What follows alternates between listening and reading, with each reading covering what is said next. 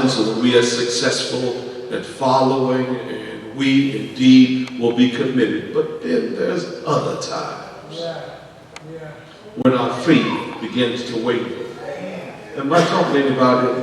Can you turn this up a little bit? They're not with me this morning. But somehow we need to recognize that the testing of Abraham somehow appears to show that Abraham is questioning why in the world God would ask him to follow the directives of Sarah, when in fact the only way for him to have children and to wait for him to have the lineage is by the result of Ishmael, because after all, he's the first child. Correct? Since he is the first child, and then along comes Isaac, there appears to be biblically a squabble that takes place between Ishmael and Isaac. Sarah sees this squabbling and this contention, and then says, that boy's out there challenging my baby. You know he's older than Isaac to begin with, so we got an issue and we've got problems. Come here for just a moment, because the character examination would suggest that there is division within the blended family. How often in the life of the church, in the life of the people who consider themselves the people of God, in blended families does there appear to be challenges that we are facing? If in the church 50% of the folk in the church have gone through divorces, don't look at anybody else. Because statistics says that 50% of all marriages wind up in divorces. It would imply that if in fact we are part of the church, there are many individuals in the church who have gone through divorces. In this biblical text, Sarah sees Hagar's baby wrestling with her baby. There's contention here, and she says, look, get rid of that handmaiden, get her away from my baby boy, because I don't like what I see. Abraham has a problem. His text here is to suggest that Abraham now has to make a decision. He's thinking to himself, this is my firstborn, and surely, God, you don't want me to get rid of him.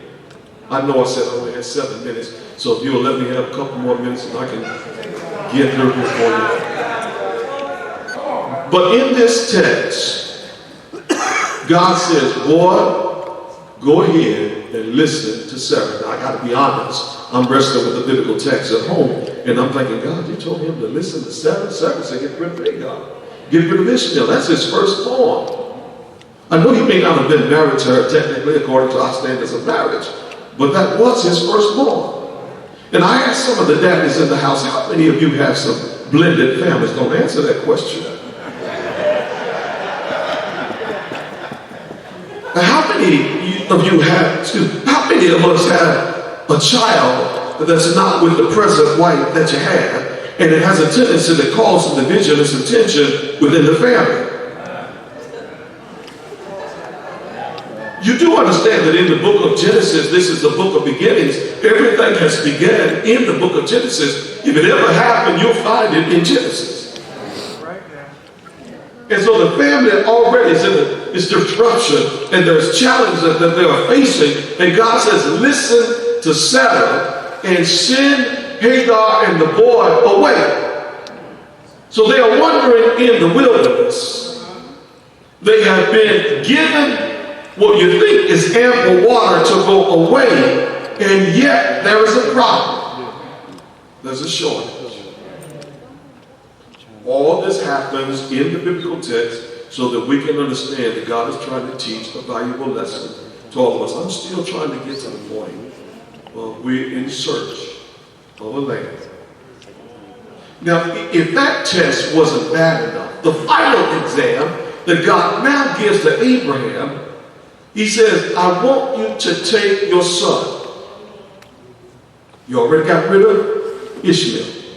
I want you to take your only son, Isaac, and offer him up as a burnt offering. All in the Bible. Didn't make any of this up. I didn't write it in there. It's all in the biblical text. And so you're asking yourself, but what does all this have to do with me? I'm glad you asked.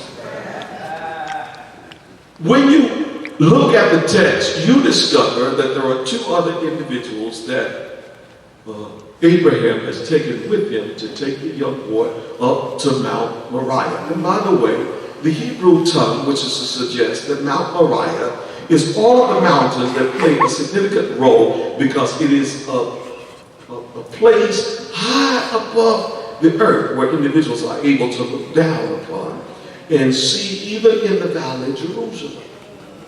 Even though Jerusalem is perceived to be a high point, there are higher points that God wants to spend time with his people. He leaves the two in the valley and says to them, you stay here and wait until my son and I return and we'll worship. Yeah.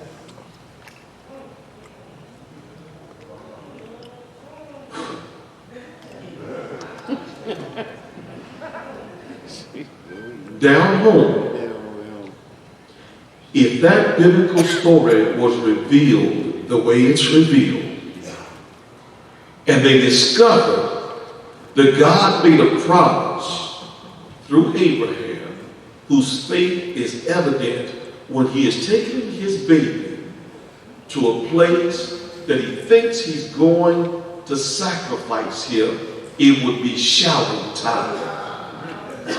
There are some biblical types of Jesus in the Old Testament. Isaac is believed to be a biblical type of Jesus. You may not see it. It may not be relevant for you. But they are to come back and to worship. I said this is his final example. Abraham is taking Isaac to the top of a mountain. And lo and behold, Isaac carrying the wood.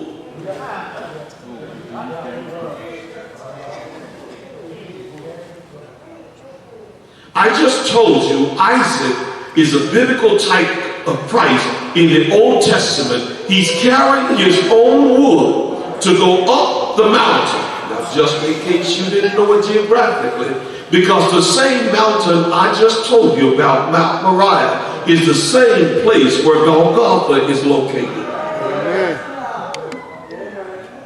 The biblical image in the text would suggest to you that God is preparing all of Israel for the one son that he has to go up to the mountain carrying his wood to be offered up as a sacrifice on behalf of the people. Come here for just a moment.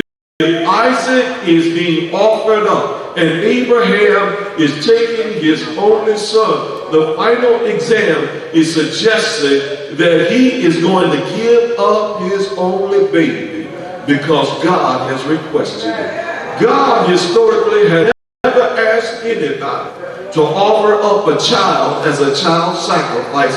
It's only a test to see if the faith of Abraham would stand in the midst of a trial.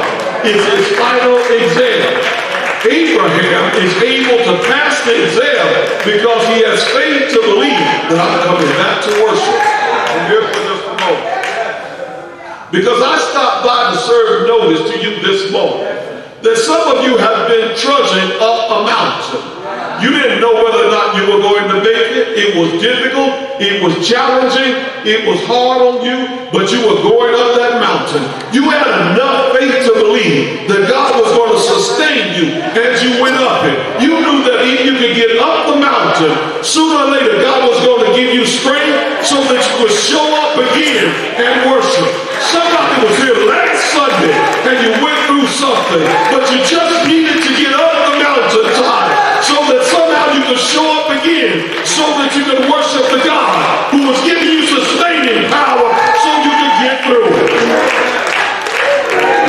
Maybe none of you have gone through anything this week. Maybe it's just been a good week for enjoy the week, but